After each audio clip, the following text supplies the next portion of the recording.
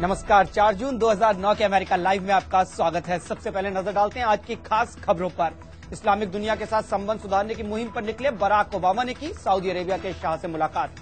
कुछ घंटों बाद इजिप्ट की राजधानी कायरो से ओबामा करेंगे पूरी दुनिया के मुसलमानों को संबोधित।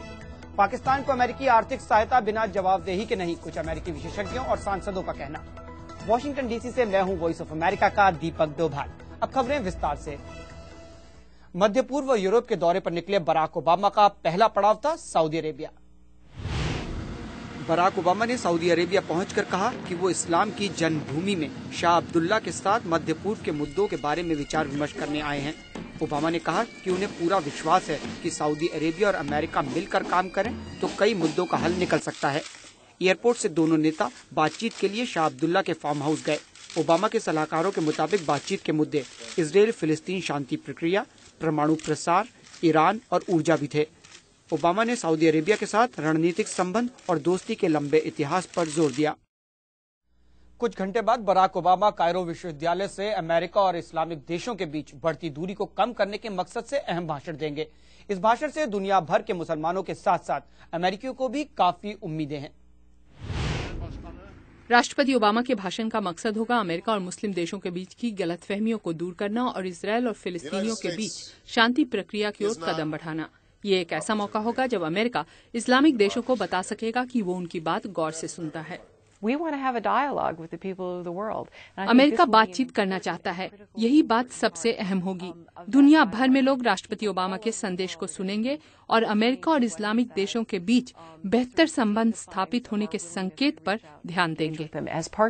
राष्ट्रपति की इस पहल को कुछ लोग अमेरिका और इस्लामिक देशों के रिश्तों में नए युग की शुरुआत बता रहे हैं। President Obama's outreach to the Muslim world राष्ट्रपति ओबामा की अमेरिका और मुस्लिम देशों के बीच बेहतर तालमेल की पहल एक नए युग की शुरुआत है। कुछ जानकार कहते हैं कि राष्ट्रपति ओबामा को मुसलमानों से माफी मांगने की जरूरत नहीं है, बल्कि इस मौके पर उन्हें समझाना चाहिए कि इराक और अफगानिस्तान में अमेरिकी सैनिक क्यों हैं। साथ ही ये भी कि उनकी सरकार अमेरिका और मध्य पूर्व के बीच तालमेल कैसे बेहतर करेगी। मेरे ख्याल से ओबामा सरकार ने काफी माफी मांग ली है। अब बस बातों को समझाने और समझने सुनने की जरूरत है, जिससे कि आपसी विश्वास बढ़े।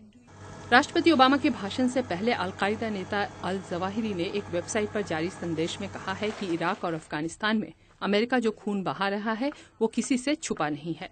विदुषी सिन्हा, वॉइस ऑफ अमेरिका। इस खबर को आप विस्तार से हमारी वेबसाइट www.voasamachaar.com पर देख सकते हैं। बराक ओबामा ने खुद कहा है कि पाकिस्तान को अमेरिकी मदद ब्लैंक चेक नहीं है, लेकिन क्या पाकिस्तान को आर्थिक और सैनिक सहायता देते वक्त शर्तें लगाई जानी चाहिए? इस बारे में देखिए सोनाली सेन की रिपोर्ट। अमेरिकी संसद कैपिटल हिल पर पाकिस्तान को दिए जाने वाली प्रस्तावित सहायता पैकेज के बारे में सांसदों और विशेषज्ञों ने अपनी अपनी राय रखी। ज्यादातर का कहना था कि सहायता के साथ शर्तें नहीं जोड़नी चाहिए।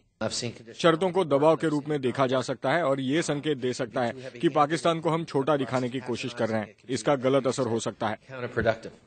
जानकार सहायता के पक्ष में नहीं थे, लेकिन सभी का मानना था कि पैसे का सही इस्तेमाल हो, ये सुनिश्चित किया जाना चाहिए। काफी तरीके हैं सचेत रहने के। अगर पैसे का सही इस्तेमाल नहीं होता तो हम आर्थिक सहायता बंद कर सकते हैं।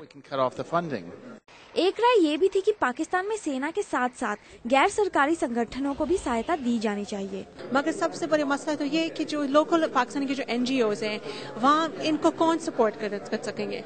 And United States aid has not actually been distributed to these local organisations. भारतीय सरकार का भी यही मानना था कि पाकिस्तान को जो पैसा मिले वो भारत विरोधी ताकतों के हाथ में नहीं पड़ना चाहिए। Sonali Sen, voice of America.